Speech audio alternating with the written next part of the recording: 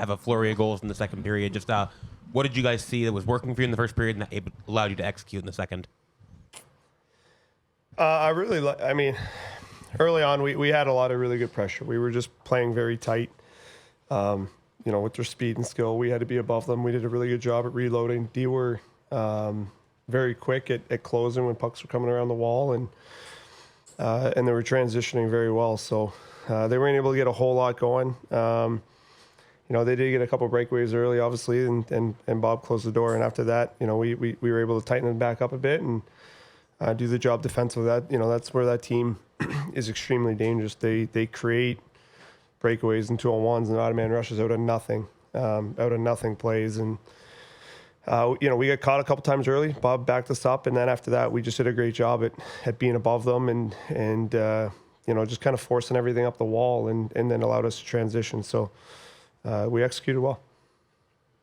Seth, obviously your goal, huge to break it open there. Just what did that moment feel like, and just how nice was that for the team after such a tight first period to finally get that first goal? Yeah, it felt good. I don't even know who's on the wall still. I haven't seen it, but it was a great little inside play. I was just trying to join the rush, be aggressive, and try to find an opening and put a puck to the net. It was a tight game, but trying to make a difference, offensively or defensively when I can. Brad, it almost seems like you've become the Maple Leafs executioner with two different teams multiple times.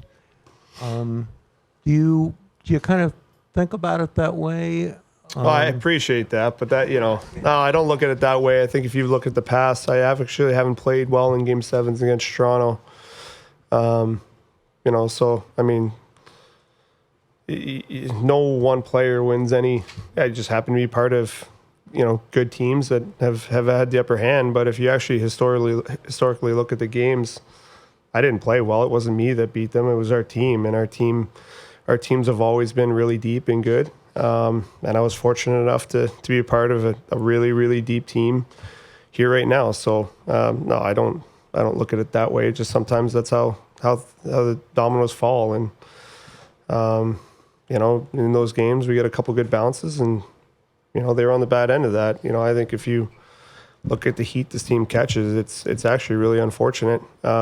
They've been working at building something really big here for a while, and they were a different brand of hockey this year, and they're getting crucified, and I don't think it's justified. Just because they're able to do it. I mean, we're a really good deep team too, and that's how things go sometimes. So, no, I don't look at it that way. It's just how things go sometimes. Brad, often when a player has spent his entire career with a team and gets dealt right at the deadline, on deadline day in your case, it can be difficult, the adjustment and finding your stride and fitting in. It doesn't seem like it was for you. Why is that? And then how do you feel now? It was difficult when I first got here, just because I wasn't playing.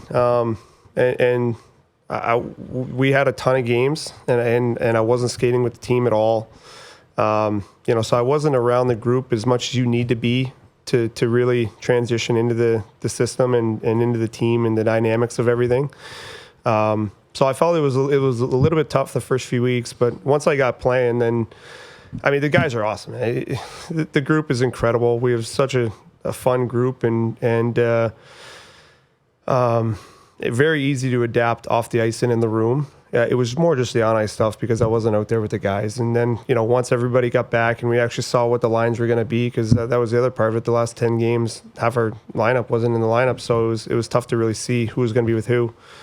But, yeah, I mean, after that, after I got back with the group, it was a very easy transition, and I felt very comfortable. The guys are, they're just there to help every day. And when you have a veteran group and guys that have been through big moments before, everyone just goes about their business. It's very easy to kind of fall into place and just do your role. And so it's a special group. I'm sure Jonesy feels the same way about coming in. He transitioned very well as well. So it's a special group to be a part of.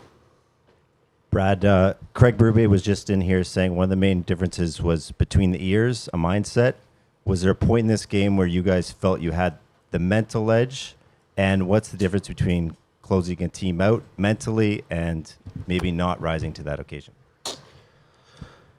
I think it's easy to have to go into games and have different mindsets. I don't know what their mindset was. I can't speak to that, but I know that our mindset, we have a ton of belief in the system that we play and the depth of our group and the experience in these moments.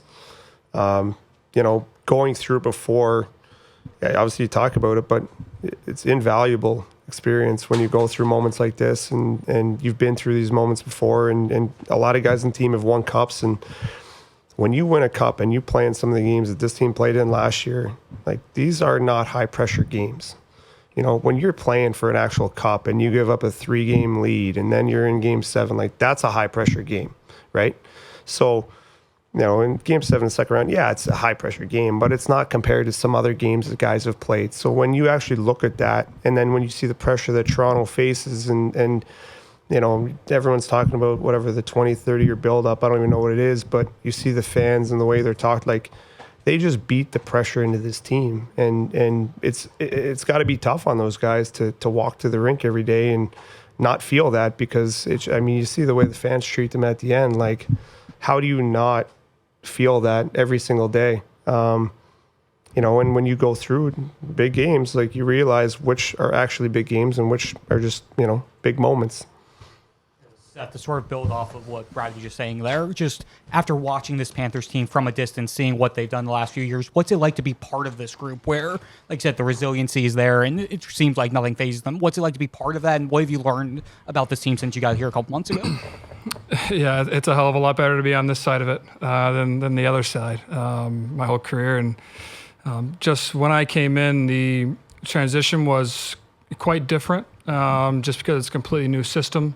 And the coaches did a lot of video with me the first few weeks here. There was a lot of mistakes made. I wasn't used to being super aggressive with gaps and, that 5-man unit forecheck that we play over the ice and the man-to-man action. So that was definitely an adjustment. But like Marshy said, I'll piggyback off that. The way that the guys handle themselves every single day, every single practice day, you can feel the drive. I think it's one of the main things that surprised me was it's easy to be complacent, especially after they won a cup, and I wasn't sure how that was going to feel. But coming in, you can just feel the drive to win another one and just be better every single day. And that's individually each guy, all the way from our best players to our first liners to our fourth liners. Every guy wants to get better and learn and play for one another. So it's awesome to be a part of.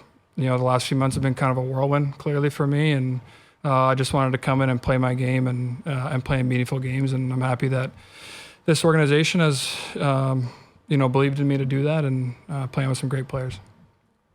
Brad, you guys were down 2 games, 2 goals in game 3 twice, then to overtime. Big picture, how did this series turn around in your favor?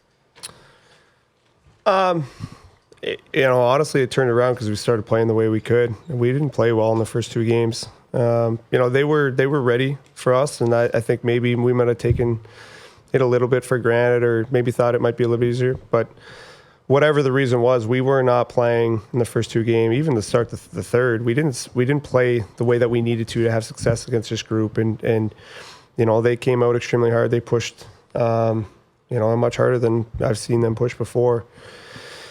Then when we actually started getting back to the system and the way this team has played for a long time, we started to feel more confident in what we were doing and how we had to play to have success. And we just started playing that brand of hockey. And when we do that, we give ourselves an opportunity to be in the game most nights. So I think it was really, we just got back to playing the aggressive, hard style that this team plays, and it's a tough game to play against. And obviously we're a deep group, we have a lot of depth, and we were able to use that. Brad, I realize what you said about the pressure that these guys face, but a couple of years ago, when you won MVP of the Hall of Fame game, you took the trophy and you lifted it over your head and you skated around the ice here. Good memory. You seem to take a lot of pleasure in torturing this fan base and this team. And I'm wondering if that's the case, if you take any more pleasure in beating these guys than you do anyone else. You never you never take for granted winning. You know, winning is the most incredible feeling. On any night, it's not easy to win in this league. But I think the thing about Toronto is their fans are very in your face, and they're in your face, right? So they're aggressive and they let you hear it all the time, and it's just fun to interact. You know, I think everybody that knows me, you guys have all seen, like I interact with a lot of fans, and I enjoy that part of it. Like we're out there, we're living a dream that a lot of us never thought would ever really become reality. And it's like, it's a job and it's tough and there's expectations and, you know, from the media, from the players, from the staff, the ownership, the fans. But, you know, there's moments that you need to enjoy. Like careers fly by, you know, and like I've been in it a long time and I've been very fortunate and it's almost over. Right. And like, I can't believe how fast it's gone by. I wish I was able to enjoy more moments and actually look back and take, take moments that I took for granted. I wish I could have over, but you don't get that opportunity. And that's one of them, you know, like I grew up a Leafs fan and I enjoy playing against the Leafs and I enjoy interacting with fans. Like it's fun. It's not something that I'll forever get to do.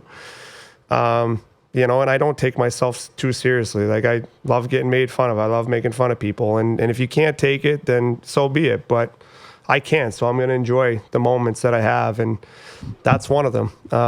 You know, and when I come in here and I get booed and I get that award in the game, I'm gonna show it. And, you know, I'm going to enjoy that. So, it's just not about taking yourself too seriously in the game. Like, yes, we all want to win and we all want to chase a cup, but you don't always get to do that. So you got to enjoy the process and the steps and the days that you have throughout that journey.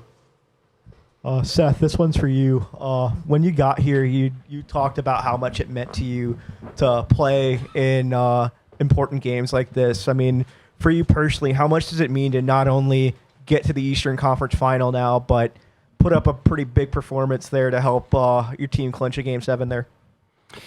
Yeah, I just wanted to play my game tonight and be a difference maker. You know, it's my first Game 7, and, you know, you have so many thoughts going into it. But the main thing that I kept telling myself was just be excited to play. Just play your game. Don't, you know, hold your stick too tight. Don't think about the plays too much, and just go out there and trust your skills and trust your instincts. So I try to do that tonight. Obviously, you know, when I got here, this is the moments that I not only, you know, thought I'd be in, but I'd hoped I'd be in. And you know, I have so many great players that are playing with me, and I can just go out and play hockey and not worry about too many other things. You know, my game starts defensively, and I take a lot of pride in that.